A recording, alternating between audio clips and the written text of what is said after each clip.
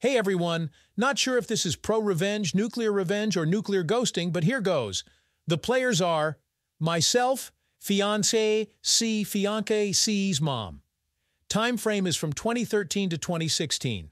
It has obviously been several years since the incident, and I literally have never told anyone in my new life about this. Tonight I have some good wine to drink, and figure I'll let my fingers do the talking. I thought I had met the perfect woman. We met in the last year of college. We met at a party and hit it off instantly. She was a beautiful blonde with sun-kissed skin, and she could have been a model.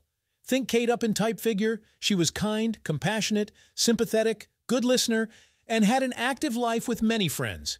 She liked my friends, and it was awesome over the 3 years we knew each other and how our friend groups merged. Several of our friends began dating each other. It was some of the best times of my life. I was on for a postgrad in finance, and she had a degree in contractual law. This is just to say we ended up being successful in our own rights. But I'm no slouch in the looks department either. 5'11" pounds and like the gym. I wasn't a super athlete, but let's just say I was built. But I was am very shy and didn't have a lot of prior relationships prior to meeting her. The first evening we met, we were smitten. First night we talked all night. Then it went to texting/phone calls daily, then dates weekly. Then after a year, when I started working my new job, she moved in. I loved her family and her family loved me, mostly her mother as her father was standoffish, as he was to everyone. It was a whirlwind romance. After 2.5 blissful years of overseas vacations, hiking trips, and luxury vacations, I proposed to her. She said yes. I was over the moon. She was doing all the planning for the wedding. We were talking about our futures together, buying a house, children, and family trips that we were going to take together and all such things like that. Then it happened. One evening after we both got home to our apartment, she is a little distant. I think I noticed it right away, as we were always very affectionate towards each other. This would only happen about once a week for the first month after proposal. Then it was more frequent. I would have been none the wiser, except that I used to listen to a lot of Reddit on YouTube. So I waited and observed.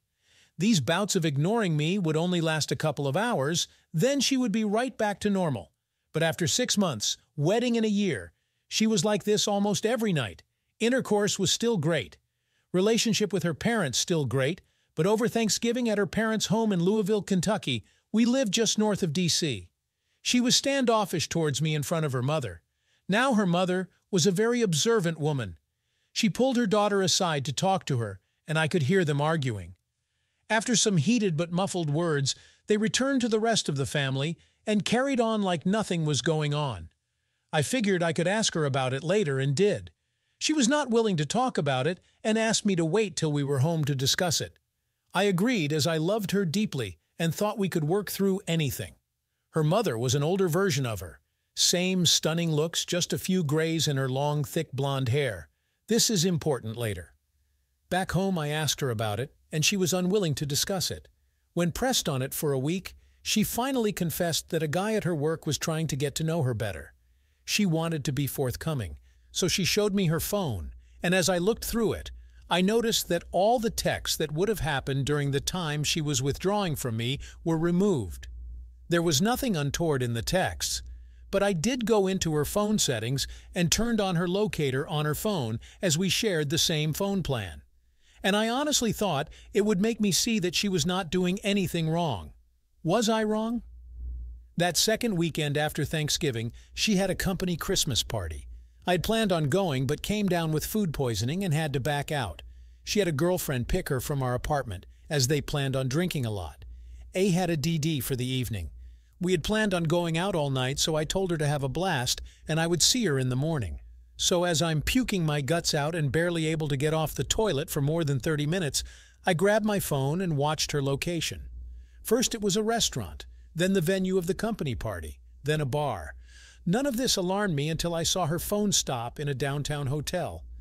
At this point, I was miserable in more ways than 3. I was a projectile vomiting out my butt, mouth, and now soul. I finally fell asleep due to sheer exhaustion at 2 a.m. At 7 a.m., I awoke and saw she was still at the hotel.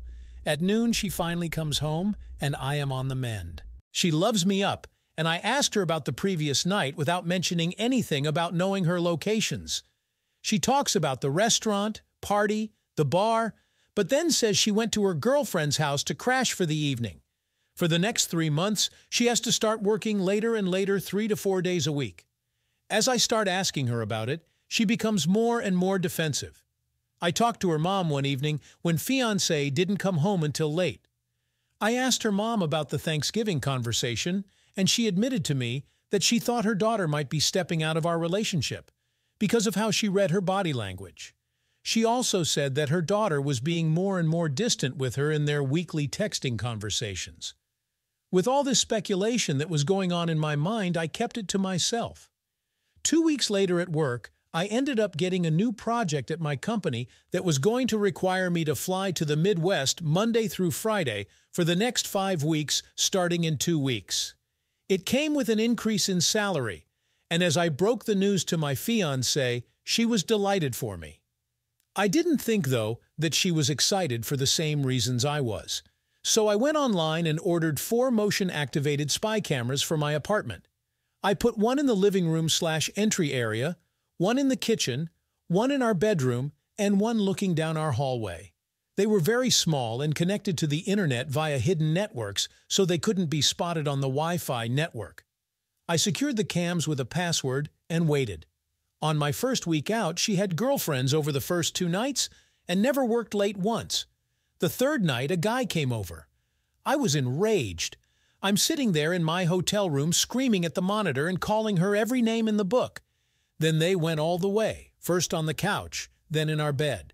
She bent for ways for him that I didn't know were possible. What was the worst was as I am watching them get it on, I call her to see how her day went. She hears her phone ringing and holds her hand up for him to stop giving her anal and answers the call. I ask why she is breathing heavy and said she was at the gym working out.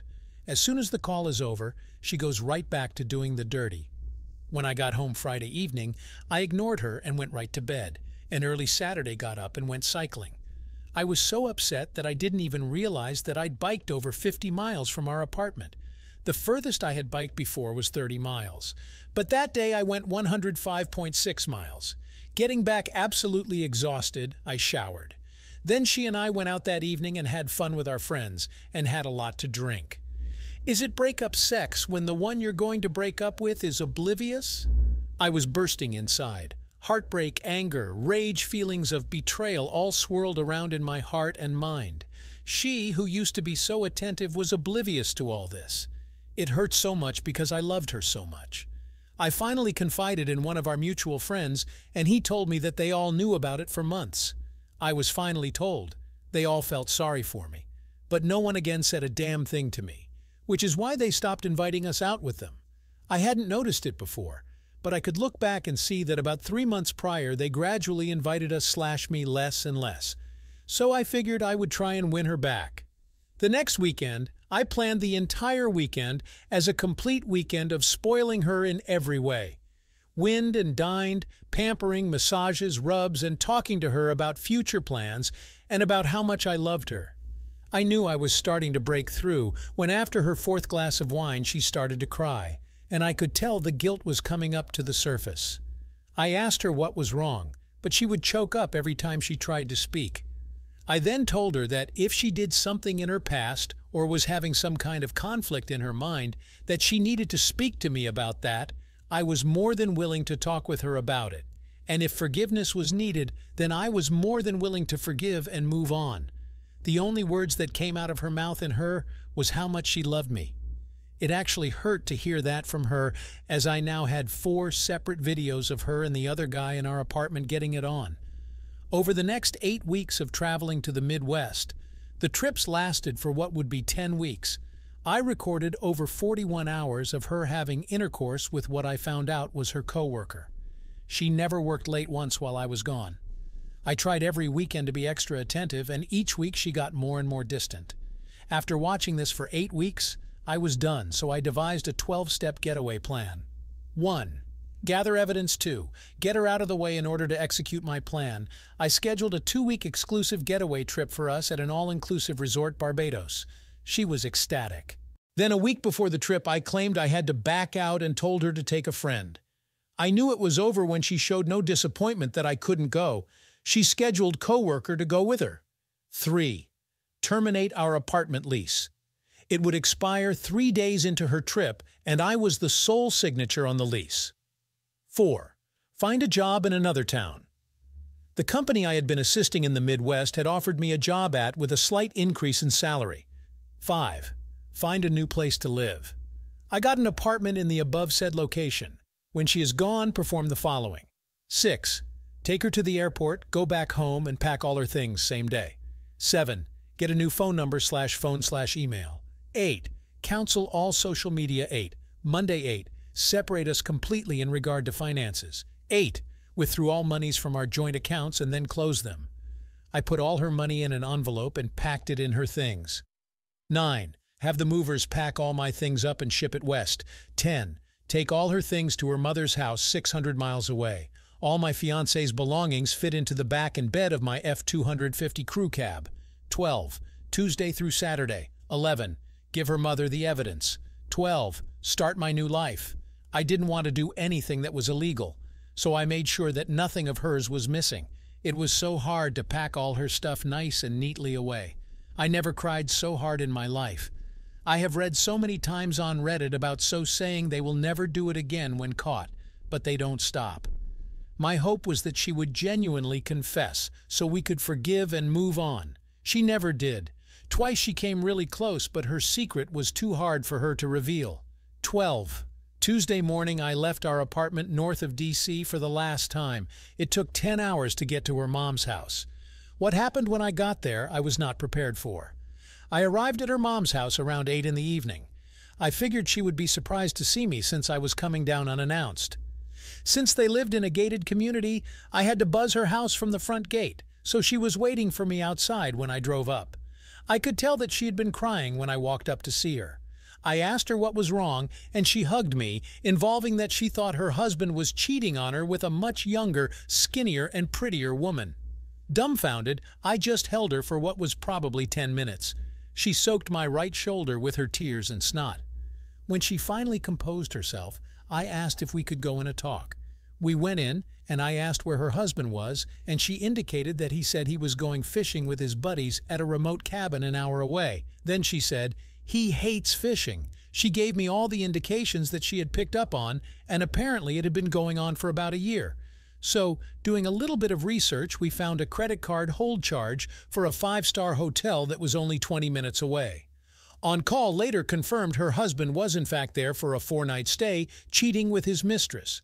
2 peas in a pod. I said what? She responded. 2 peas in a pod, I said again. Your husband is cheating on you, and your daughter is cheating on me. That's why I came here to drop her stuff off and move to Forex. I showed her the evidence and a binder on screen captures I had made. After looking at the first 3 or 4 pages, she looked at me dumbfounded. We both hugged and cried for a good 30 minutes. At that point, she said, "Stop crying," and looked at me and said, "Well, tonight there is nothing we can do about it except for you and I to knock out these 3 bottles of Mosquito and F in every room of the house." She grabbed 2 wine glasses and a bottle of Mosquito wine and walked out to their private pool deck saying, "Are you coming out here, or are you going to get F in revenge?" Now, I won't go into much detail because I don't want to get blue balls, but that night and for the next 3 days we have non-stop. I put myself in every hole her beautiful body could offer. I must have came in or on her 25+ times in that period. After those days were over, we passionately said goodbye, and I drove to my new destination. She kept me informed as to everything that happened when now ex-fiancé got back. The day fiancé got back was epic. I canceled my phone the morning of the day she got back. So when the plane landed and she called for a ride, it indicated the phone was disconnected. She apparently had her lover take her home. He dropped her off and left. When she came to the door, a strange couple, new tenants, answered the door, and she freaked out. I can't tell you how many times she tried to call me because again the number was no longer valid. She went to her girlfriend's to stay for a time as co-worker was already married. When she called her mom, in a panic her mom told her that I had come down and dropped off all her things and mentioned that all her monies were down there as well, 600 miles away. Her mom didn't tell her that she had F me more in 3 days than fiancé and I had in the last 6 months. But she did tell her that she knew that she was cheating on me and I said I had found a new job, place to stay, a new career far away from her and all the friends we had, and that her mother was separating from her father due to infidelity. Apparently she cried for days and took a week off of work. But alas, she found comfort in the arms of her married lover. Her mom never let her know where I was at. I had completely cut off that part of my life. The only link I had to that old life was fiancé's mom, and she has kept our secret to this day. Fiancé was ghosted the most at you.